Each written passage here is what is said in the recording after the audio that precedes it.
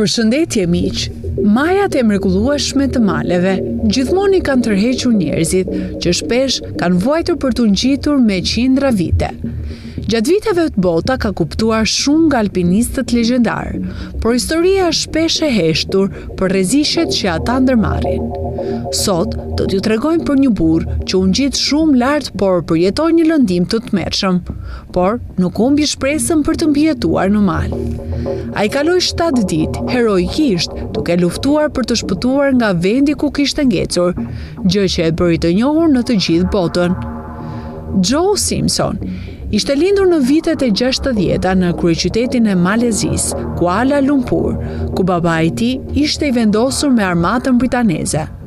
Kur familja u vendos në ishull, djali, edhe pse i vogël, tashmë e dinte çfarë dëshironte të bënte në jetë dhe cili do të ishte hobi i tij preferuar. Djalin e vogël e tërhiqnin malet dhe majat e larta, pasi lexonte shumë për to.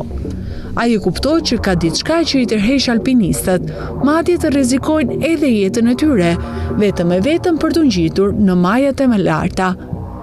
Gjatë studimeve dhe pas diplomimit, ai tashmë kishte bërë disa ngjitje në Alpe, me plot bindje dhe vetbesim për aftësitë e tij. Ai vendosi që për të festuar suksesin e tij të shkollës, të ngjitet në majën e rrezikshme në Peru, të quajtur Sula Grande. Kuptohet që për të ngjitur në malin Picalon, shpesh edhe vdekjeprurës i duhej një partner, i cili do të ishte po aq i gatshëm të shkruaj emrin e tij në histori, dhe ishte në gjendje që të kalojë shumë sfida të paimagjinueshme bashkë me të. Ishte shoku i tij i vjetër Simon Yates, i cili i tha po e tij për këtë aventurë. 2 alpinistët të rinj do të merrnin guximin të ngjiteshin majës Sula Grande me lartësi 6300 metra. Edhe pse ky mision i tyre dukej pothuajse i pamundur, Joe dhe Simon me kujdes planifikuan rrugëtimin e tyre. Dhe koha erdhi në vitin 1985. Ata e nisën ngjitjen e tyre. Dhe na lejoni vetëm të themi, ata as që e kishin imagjinuar se me çfarë do të duheshin të përballen. Joe dhe Simon do të ngjiteshin malit në stilin e ashtu quajtur alpin, që do të thoshte të mbanin ushqimin, rrobat, kampingun e gjithçka tjetër me vete, dhe që nuk do të kishin kampe të vendosura në disa pika gjatë rrugëtimit. E gjithë kjo do të thoshte një gjë, nëse diçka do të ndodhte, nuk do të kishte ndihmë. Duke admiruar bukurinë e malit dhe gjithçka që i rrethonte, 2 miqt shpejt kaluan kilometrat e para. Megjithatë, sa më lart që shkonin, aq më e vështirë bëhej. Në lartësi të mëdha, zemra filloi të vuajë nga mungesa e oksigjenit dhe trupi kërkonte minimalisht 5 litra ujë të freskët, që nuk është aq e lehtë të sigurohet, sepse kërkon shkrirje të borës për rreth 1 orë.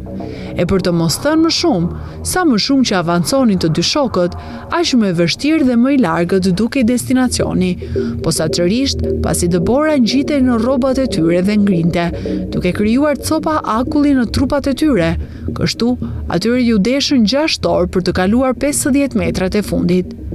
Por me të arritur në maj, as dhimbjet, as marramendjet dhe vështirësitë nuk e dominuan kënaqësinë e tyre për këtë arritje, sepse në ato momente, Joe dhe Simon u ndjenë sikur të ishin në maj të botës.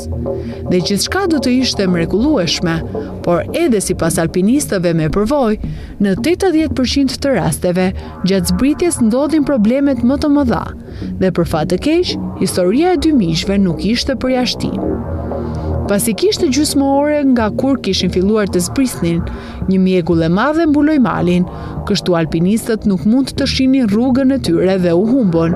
E për më keq, temperatura ra në 0 gradë Celsius dhe ata duhet të qëndronin ku ishin. Ata menduan të qëndronin deri në mëngjes, por për shkak të mungesës së gazit, ata duhet të zbrisnin sa më shpejt që mundeshin, sepse nuk mund të shkrinin borën për të krijuar ujë. Por me gjithë problemin e tyre, mëngjesi nesërm dukej mirë, duke besuar që pjesa më e keqe e zbritjes tashmë kishte kaluar. 2 alpinistët u bashkuan dhe filluan të zbresin nga muri i rrezikshëm i malit. Në fillim gjithçka shkoi sipas planit. Në një moment Joe mendoi që sëpata e tij e dëborës nuk u fut thellë sa duhej në dëbor. U mundua ta fuzë dhe më thellë në dopor, por në atë moment edhe së pata tjetër në dorën e majtë rëshqiti dhe për një çast Joe filloi të rrëshqas dhe të bjerë poshtë. Ai ra nga 10 metra lartësi dhe lëndoi shpinën dhe po ndjente dhimbje të mëdha në këmbën e tij. Ai kishte thyer këmbën, por ky nuk ishte lajmi më i keq, por fakti që ngecja e tij do të thoshte vdekje e sigurt. Simoni ishte shpresa e tij e vetme. Duke parë situatën, Simoni dha medikamentin më të fuqishëm për dhimbje, por të dy e dinin që nuk kishte asnjë farë mundësie që në këtë gjendje të zbrisnin edhe 5 kilometra të ngelura nga rruga. Kështu, dy alpinistët e gjetën veten në 5000 metra lartësi të vetëm dhe pas një mundësi për ndihmë. Por me gjithë situatën teje të vështirë, ata mblodhën veten, kaluan shokun momental dhe vendosën ta provojnë fatin e tyre. Simon e lidhi shokun e tij militar dhe filluan të lëshohen poshtë malit, pasi ja dolën të kalojnë një pjesë të rrugës, ata vërejtën që litari i tyre nuk ishte i mjaftueshëm për të zbritur kodrës në tokë. Për shkak të erës së fortë, Simon nuk e dëgjonte John duke bërtitur pas tij, që ai ishte varur në një grumbull akulli. Në atë moment Joe e kuptoi që kjo ndoshta ishte fundi i tij. Në anën tjetër të litarit, Simon po e mbante kapur atë për të mbajtur të gjallë mikun e tij, duke refuzuar të dorëzohet. Por ai nuk e kishte idenë se çfarë po i ndodh mikut të tij në ato momente. Ata ngecën në këtë situatë për më shumë se 1 orë e gjysmë. Duart e Simonit ishin pothuajse të ngrira nga i ftohti. Ai thjesht nuk mund ta mbante litarin dhe ishte tërhequr në skaj të kodrës. Ai bërtiste për të dëgjuar zërin e Joe-t, por gjithçka që dëgjonte ishte era e fortë. Ai tashmë ishte 5 centimetra nga rënja dhe nuk kishte më kohë. Kështu, ai nuk kishte zgjedhje tjetër, përpos të marrë thikën dhe të pres litarin që e mbante shokun e tij. Duart e tij po dridheshin dhe syt ishin të mbushur me lotë. Me gjithë tragjedin që po ndodhte, Joe ishte me fat pasi edhe pse ra nga lartësia 15 metra, ai arriti të shpëtojë gjallë përsëri. Pasi kishte qëndruar i varur për 1 orë, ai kishte humbur vetëdijen. Ishte rënja nga lartësia që e ktheu atë përsëri në vetëdije. Pasi ndezi dritën, ai e pa që situata ishte shumë e keqe. Pasi me këmbë të thyer, ai nuk ishte në gjendje të ngjitej përsëri. I tërhequr në një qoshe, Joe bërtiti nga dëshpërimi. Ai nuk kishte ushqim as ujë dhe po priste më të keqen. Ai humbi vetëdijen përsëri dhe u zgjua në mëngjes, përsëri duke parë situatën e pashpresë në të cilën ndodhej. Ai filloi të bërtas për mikun e tij, pa e ditur që ai e kishte kërkuar me orë të tëra, por duke parë që nuk e gjeti, ai doli në përfundimin që Joe kishte vdekur. Kështu Simon vazhdoi të zbresë nga mali me bindjen që ishte i vetëm. Në anën tjetër, Joe mori veten dhe filloi të ngjitet nga pak, duke shpresuar që së shpejti të dalë nga akulli ku ishte i bllokuar. Ai arriti mrekullisht të dalë nga atje dhe vazhdoi rrugën e tij, duke u zvaritur si foshnjë. Joe me shumë vështirësi arriti të kalojë një pres të malit, duke vendosur qëllime të vogla. Por tani ai ishte i mbushur me shpresë për të mbijetuar. Me atë që kishte kaluar deri tani, ai nuk kishte frikë nga vdekja. Joe kuptoi që tani duhet të gjejë mënyra të reja për të mbijetuar. Ai përdori materialet që i kishin ngelur, duke krijuar një mburojtje të sigurt për këmbën e thyer. Ai vazhdoi zbritje nga mali, por lëvizja me vetëm një këmbë ishte tejet e vështirë. Qëllimi i tij vetëm ishte të arrijë në vendin më të afërt ku ka njerëz. Joe vazhdoi ecjen e tij dhe ditën tjetër, dhe dhimbja nuk ishte pjesa më e keqe. Etja dhe vështirësitë e rrugës e dominuan dhimbjen e këmbës. I raskapitur, i tejlodhur, ai vazhdoi luftën për mbijetesë, megjithse nuk arriti ende të gjejë njerëz. Ai ishte tejet i lumtur pasi gjeti një përrua me ujë, ku shuajti etjen e tij. Ishte sikur një vetur të merr derivat.